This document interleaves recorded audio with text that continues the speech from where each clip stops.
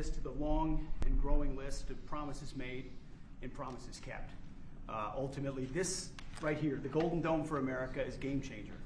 It's a generational investment in the security of America and Americans. Mr. President, you said we're going to secure our southern border and get 100% operational control after the previous administration allowed an invasion of people into our country. President Reagan 40 years ago cast the vision for it. The technology wasn't there. Now it is, and you're following through to say we will protect the homeland from cruise missiles, ballistic missiles, hypersonic missiles, drones, whether they're conventional or nuclear.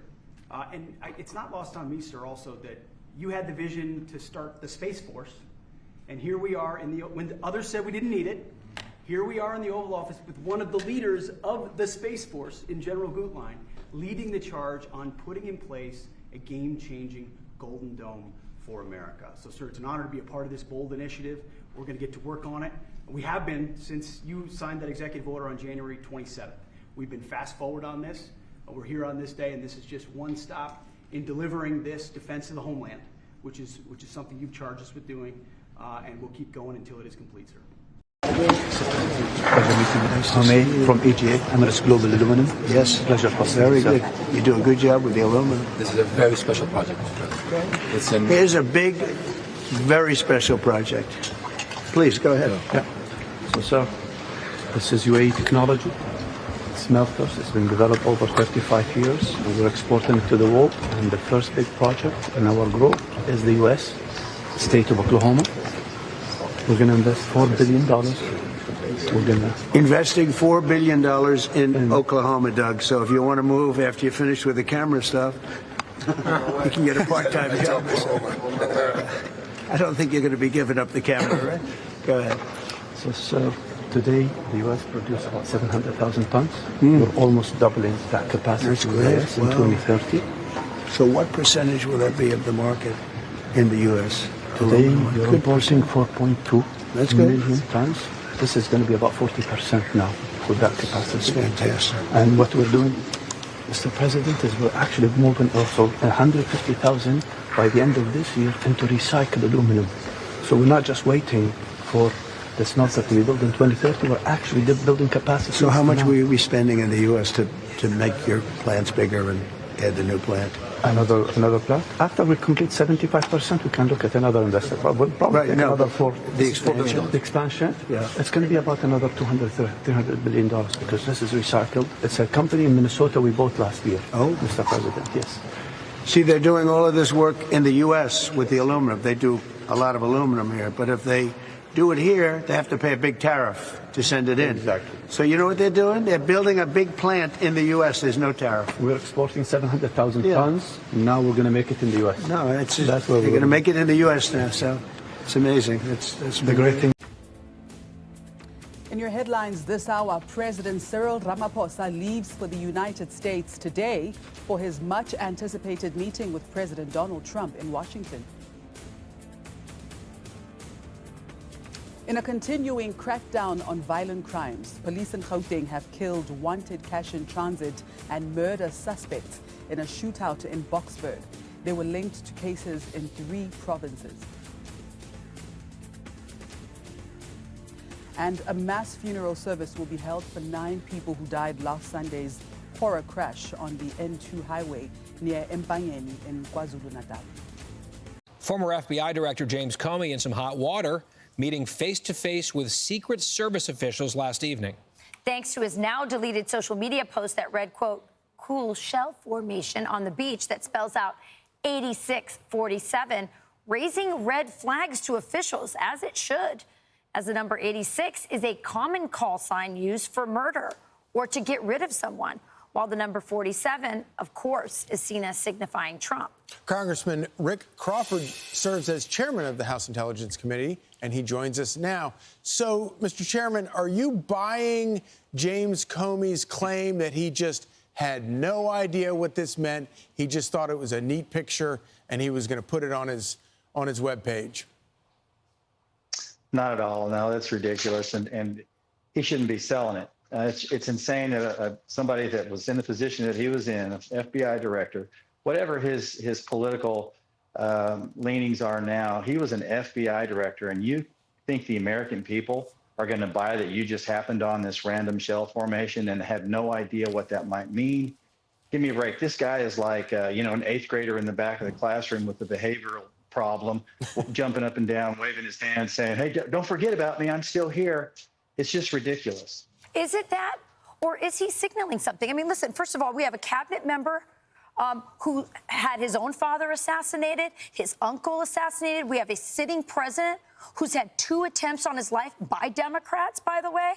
I'm not buying all this, stuff that it's some foreign country. Those were Democrats. Comey, a Democrat, somebody who has actively tried to take down the president with the fake Russia collusion case. What are going to be the consequences for this? Because something has to happen. Sure. So the first thing we know is that obviously there was a referral made to the Secret Service. That's appropriate anytime there's a threat against the president, and they're taking the appropriate action. Keep in mind that the Secret Service comes under the jurisdiction of DHS, which is Secretary Noam's lane, but there may also be criminal proceedings under FBI Director and Pam Bondi. So there needs to be a whole federal law enforcement approach to this. So we're seeing that already underway. The other issue is, as you mentioned, some of the history of Comey. Russiagate was one of those. But think back to 2017 in June of that year when there was an assassination attempt against Steve Scalise and many others on a baseball field of Republicans. After 8 years, we just got that report from the FBI, that investigation, and he was a part of that. Even though it was the Comey culture, it was McCabe that engaged in the cover-up primarily. But he was responsible for, establishing that culture. And so Comey has his fingerprints on an awful lot of bad things. And keep in mind that what prompted this shooter in the case of the 2017 shooting at the Republican baseball practice was political rhetoric. It was this inciting to violence that he had been listening to Bernie Sanders. And so a guy like Comey, when you've already seen 2 assassination attempts against President Trump, and he comes out and this innocuous, oh, look what I just happened on here on the beach on my morning stroll on the beach. That's not a dog whistle. That's a bullhorn for some people. I couldn't agree more.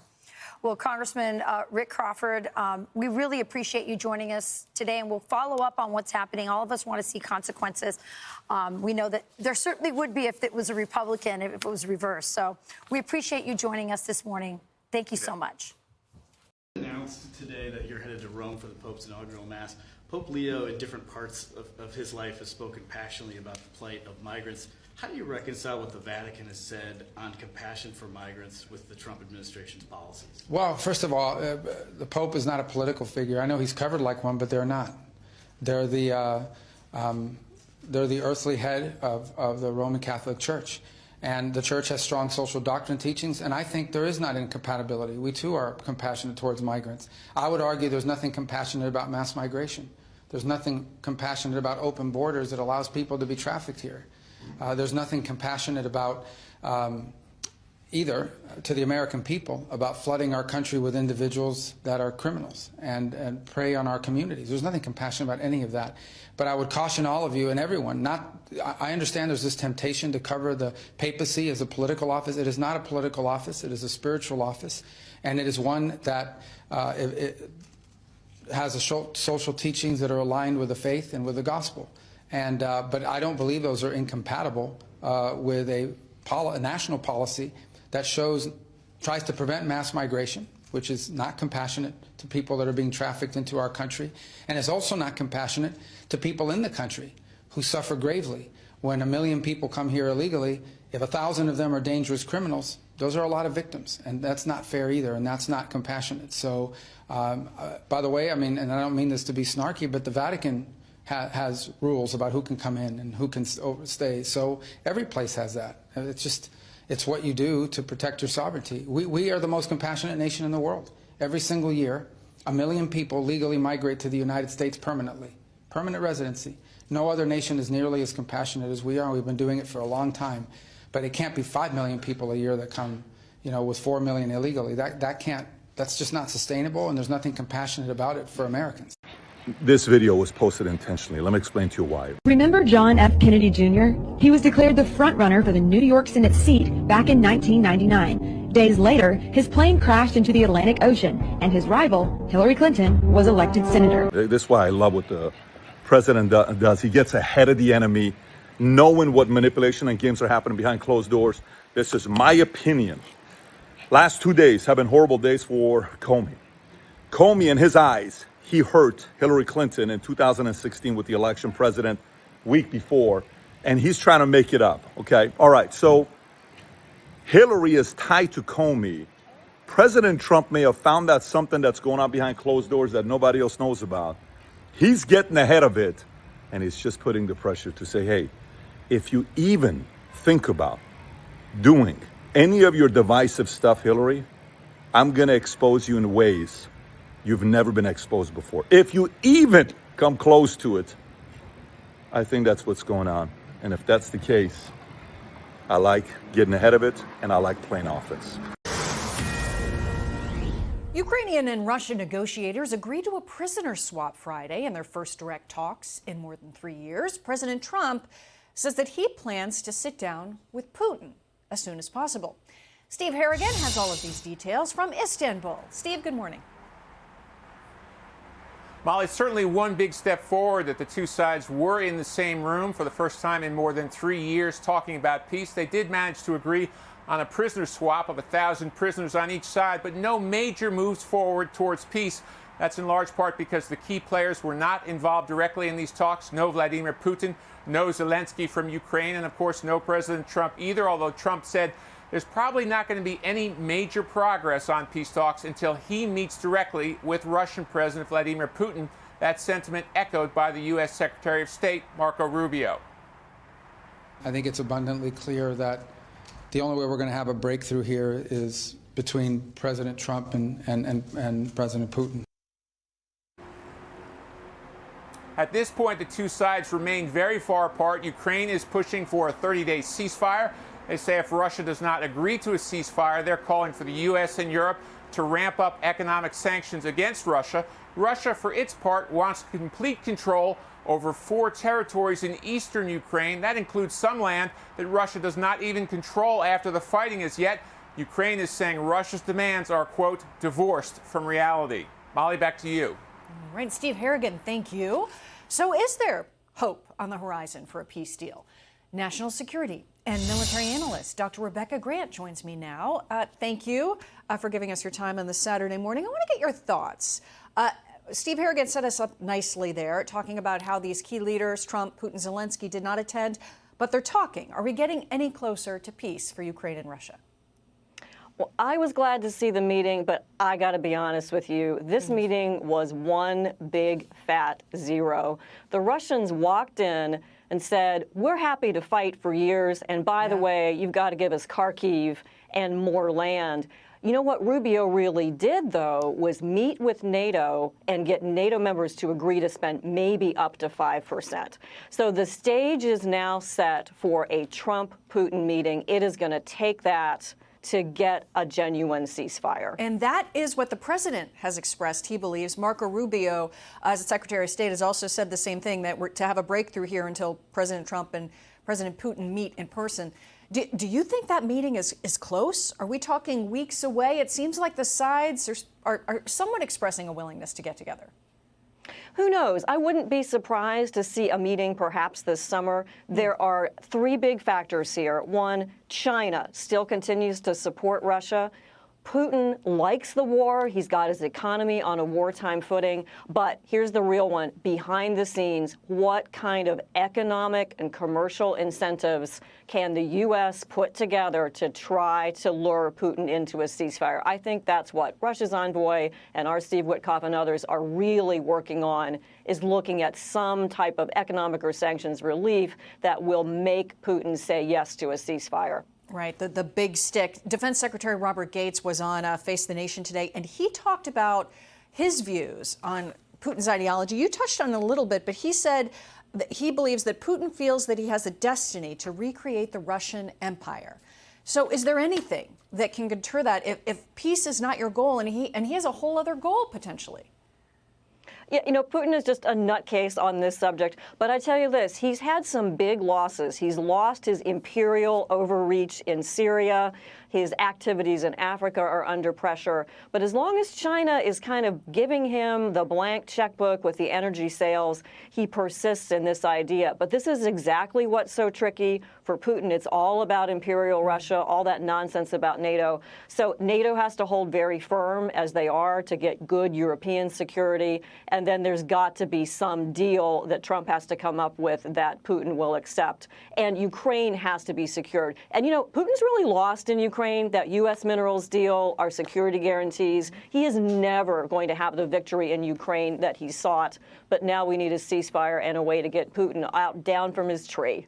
Yeah, well, you know, you've brought us into our next topic here. President Trump says the U.S. is very close to making a nuclear deal with Iran after delivering a proposal to that nation. The president saying, Iran wants to trade with us, okay? If you could believe that, and I'm okay with it. That's what he said to Bret Baier in this phenomenal interview earlier this week. Your thoughts on if a deal is in sight in Iran? Yes, it's getting real. And credit the U.S. military, aircraft carriers, bombers for pointing that military power at Iran and scaring them into talking. So the deal is, as Trump says, Iran gives up the nuclear dust and gets commercial incentives in return. And I'm telling you, Iran looked at Syria getting the sanctions lifted, and boy, were they jealous.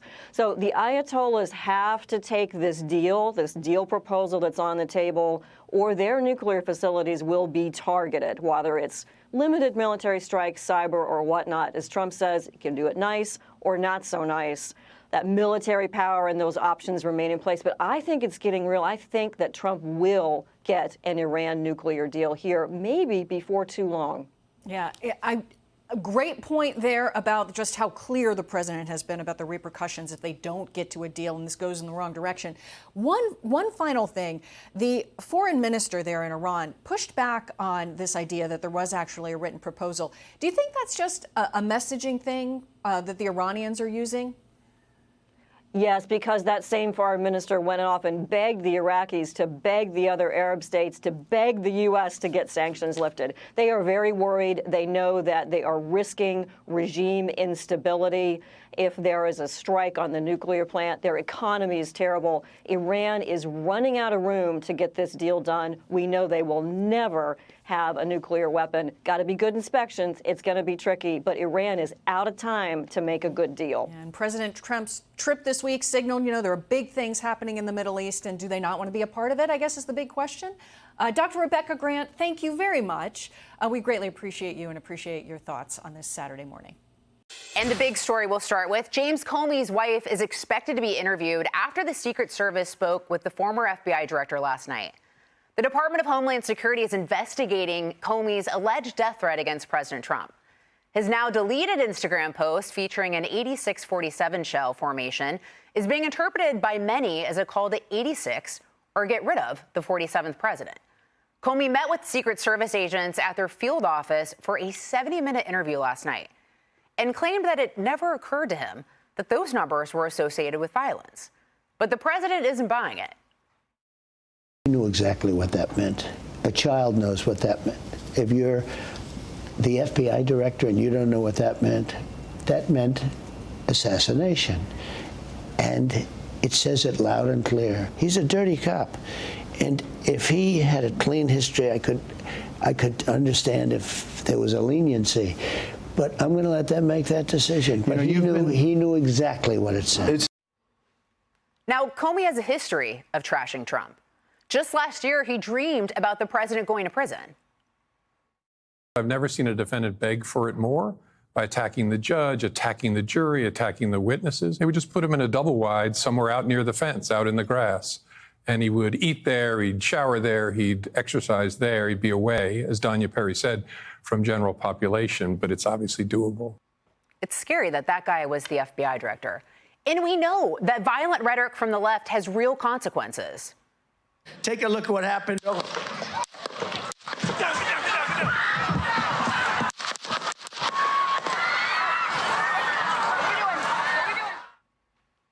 Just months later, A second man was arrested for trying to kill the president in Florida. So the Walmart CEO, which is indicative of what we're paying for groceries and goods in America, said this about what he's worried about. Listen. We will do our best to keep our prices as low as possible. But given the magnitude of the tariffs, even at the reduced levels announced this week, we aren't able to absorb all the pressure given the reality of narrow retail margins. So what do you think about this? I thought they brag about how much they make in America. Why do they have to worry about raising prices?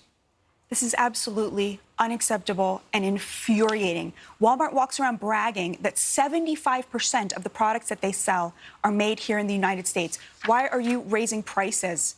If it's because they are reshoring their manufacturing, I understand, but that's not what he said. He said it's because of the tariffs. And I just have to say, Brian, do you know what Walmart's yearly profits were last year? What? $169 billion. Don't raise prices. Support the president. Support the agenda. Support the American working class. Do you see politics? Do you see politics in this? No, I see just rampant greed. This makes no sense to me. 75% of what you make is made here. Why are you raising prices? Right. And the White House weighed in on this, too, not happy with that statement. So people are going to have to reason and rationalize some of their statements because if you see politics in it. Fox News alert, the audio of Joe Biden's interview with special counsel Robert Hur just dropped. And it's worse than we thought. Where did you keep papers that related to those things that you were actively working on? Well, I don't know. This is what, 2017, 18, that area? Remember, Biden lashed out at the press when this report came out, including Peter Doocy, who joins me now from all the way across the world. That press conference, that was I remember that well. You do too. Yeah, and I don't want to say that this vindicates the question that I asked, but it kind of does, because all that I did was ask President Biden why, and I'm just hearing a little bit of a mix-minus problem in the control room, if you guys could fix that. But I asked President Biden about this Robert Hur recommendation not to prosecute him for mishandling classified information because he thought, after sitting for that interview, that any jury would just come to the conclusion that Joe Biden would not be convicted. He was a well-intentioned elderly man with a poor memory. And even in big moments, big addresses throughout his presidency, big part of the reason that he had to drop out and cede to Kamala Harris is because it sounded like on camera he was talking in slow motion. If you slowed that down 10 times, that is what you get with this audio. We know that it was on a busy day. He sat with Robert Hur in the map room at the White House as the October 7th attacks were unfolding. But it really makes everybody, once you hear this audio, it makes everybody that was saying, well, Joe Biden is okay in private, look really, really bad. We all saw what we saw on camera in public, but this is a recorded, and they knew that they were being recorded, but it just sounds like a guy who really needed a coffee. But it's unclear that would have helped him remember where it is that he kept the important information. And they're asking him, it's not like they're asking him about some hotel he stayed at in 2017. They were asking him, hey, in your house, where did you keep the important documents? Jesse. You didn't know. Peter Doocy with the, I don't mean to say I told you so, but I told you so. Get some sleep. We love you. See you back. Start your tape right now, because I'm about to tell you the truth.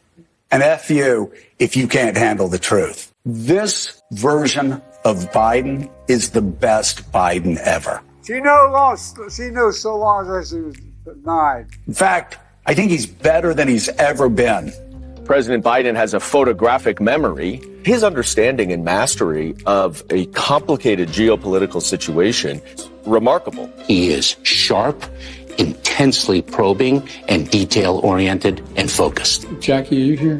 Where's Jackie? I didn't think she was going to be here. was sitting, 2 feet from him across the table, and he was, intense. Have trouble walking sometimes? Yeah, so did FDR. He wanted GD war. But he's totally focused. He's very sharp. They say he's sharp in meetings and so on. Very lucid, very well informed. Biden is stately, and he comes with gravitas. There hasn't been, as far as I know, a single claim that Biden made a mistake. Ageism is an issue. Americans have a rich history of holding people's physical characteristics against them. Okay, you can ask African Americans. He's older. That doesn't mean that he is unfit, and there's a lot of ageism there. Now, this age attack, this obsession by the right, Joe Biden may not be able to speak for himself the way that he used to. They want to think to take on government if we get out of line, which they're talking again about, and that's him lying around. I think people should be speaking up for Joe Biden. Americans and reporters in the media are just judging him by a physical appearance, and it's horribly unfair. Age is an asset. He showed exactly how with it he is. The flip side of this coin is that he has a tremendous amount of wisdom and experience. Have you heard any concerns from anyone who has met with President Biden about him seeming a little slower? No. More wild speculation from a bunch of people who have probably never been in a room with Joe Biden and certainly don't have medical degrees that I'm aware of. You don't get paid for performance to be president. The job is not a job of endurance. I don't see Donald Trump out bike riding like Joe Biden. It's the Hillary's email. All they have is that he's old. He can clear a dementia bar, and that's probably a win. The media are not fair, and they're getting less and less fair, and things are frightening. You have Wall Street Journal running a horribly sourced piece saying that Biden is unfit. Dubious Wall Street Journal report about the president's acuity. Shoddy story by the Wall Street Journal questioning Biden's mental fitness. Wall Street Journal story had a lot of flaws, as you said. But Sinclair, they didn't do any original reporting. They didn't follow up. They didn't do any work. The hero of the day is Hirsch Goldberg Poland, and still, he is not here with us, but he's still being held by Hamas. But a huge part of the Mueller report talks about Russian disinformation tactics. And one of the themes this election cycle is that Joe Biden is too old to lead. And so everyone is seizing upon this. And it is a classic disinformation tactic. Bo, I used to go home on the train in the period that I was still in the Senate. Anyway, do you remember? I have no idea why you would want to put that in the document, but at this point, it's a warning. It's not. Well, but why put the warning? Republicans But are why going to put seize on why it, put the warning in it is. there? I mean, did it strike you as odd? I mean, it kind of seems completely beyond the scope of the conversation, which is whether he willfully classified. I don't know if it's odd because the White House pushback was, the day he did his interview, it was the day after the Israel-Hamas war started. So are you telling me that the president's mental faculties are mostly diminished when he's dealing with a crisis? This that's is not a vital. good response. That's like saying he hadn't slept. I understand. Robert Hur wrote in a report, I can't even charge this man because if I put him in front of a jury, they're going to say, oh, this is just a confused old man. We could never get a conviction. We had official government evidence that he was in cognitive decline. And what did the White House do? They smeared Robert Hur. They smeared him. Yeah, I mean, I'm not disagreeing with do you not feel lied to? Do you guys, the Democrats who ran your party, who ran the White House, the people who lied to you as a journalist, do you not feel any sense of outrage about Karine or anybody else in the line? They lied to you guys. Hi there, y'all. Tori King with News Channel 3. I'm here at the scene of an explosion in downtown Palm Springs. You can see I'm along the 1100 block of Indian Canyon. The American Reproductive Building, or something inside the building, did blow up. We've got fire on the scene, Palm Springs Fire Department on the scene. We also have the sheriff's office on the scene, several police vehicles. They have shut down the sidewalks and roads leading in and out of here. So Indian Canyon along this area is shut down. It happened right across the street from Desert Regional. People are being asked to stay away, so you cannot come in this area and see an up-close view because they are asking people to leave. Still very much an active situation. I'm going to be on scene all afternoon, and we will give you the very latest as soon as we get it. Be sure to be following KESQ.com. Sign up for our push alerts, sign up for our email alerts, and make sure that you are following us because we are here on the scene right now.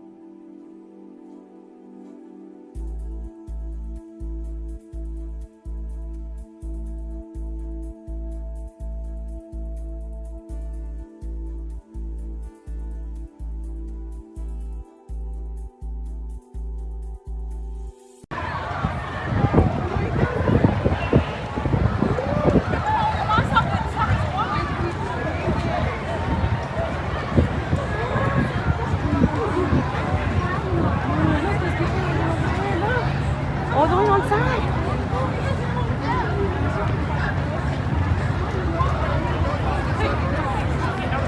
Oh my gosh. Samantha, I would say let's try to get away from the bridge because imagine. Tell me that moment when you heard Alice Marie Johnson, you've been fully pardoned by President Donald Trump.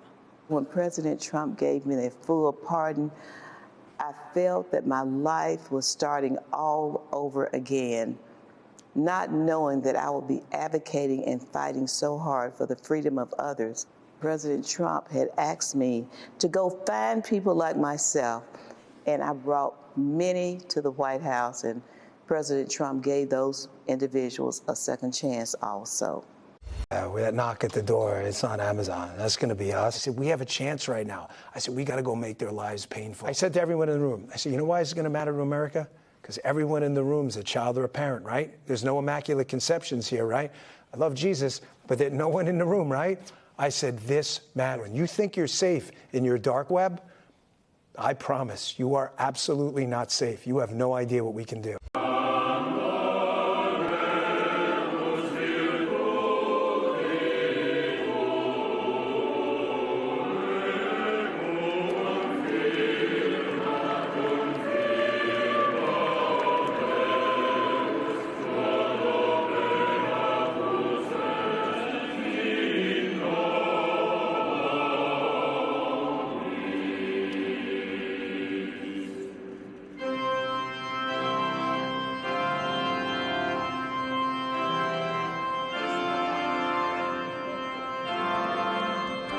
Jake, I think what we're going to see, just like we saw with the UK trade deal, my sense is it's what we'll see with China. We don't want to decouple with China.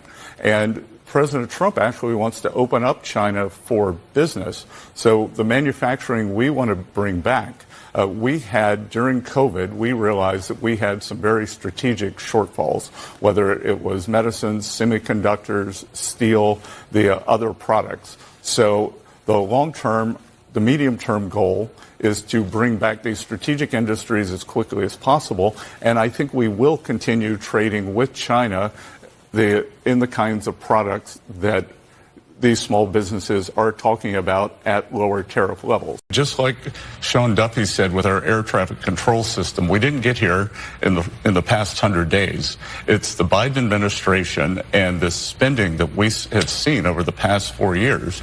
We inherited 6.7% deficit to GDP, the highest when we weren't in a recession, not in a war, and we are determined to bring the spending down and grow the economy. Fair enough, but under President Trump's first administration, he added $8 trillion to the nation's debt in his first term. So there's plenty of blame to go around. No. But let's review. We were in the rescue portion of COVID. The Biden administration was in the recovery portion. And Kristen, it would have been, if not for Senators Manchin and Sinema, who were no longer in the Democratic caucus, it would have been 4 or 5 trillion more. Hey everybody, I'm Pete Hegseth, the Secretary of Defense, and it's my great honor to welcome you to the United States military. On behalf of President Trump, thank you for making the courageous decision to raise your right hand and take an oath to serve your country. I've been in your shoes. I know how it feels to answer the nation's call. I understand the commitment you've made to do something bigger than yourself. I appreciate the sacrifices you've made to get here. We're in the business of lethality, and you are among the less than 1% of Americans who've stepped up to join the profession of arms. You are an American warrior. Your job is to learn your craft, support and defend the Constitution, and be prepared to unleash lethal force under lawful orders from the President. Your training, your teamwork, your tenacity will enable America to deter wars and, if necessary, win them decisively. Together, we will achieve peace through strength. I pledge to you that the United States will judiciously use the force you are joining. We will put the right capabilities in your hands, the right leaders in your formations, and capable allies and partners alongside you. You're joining the strongest, most lethal fighting force the world has ever known.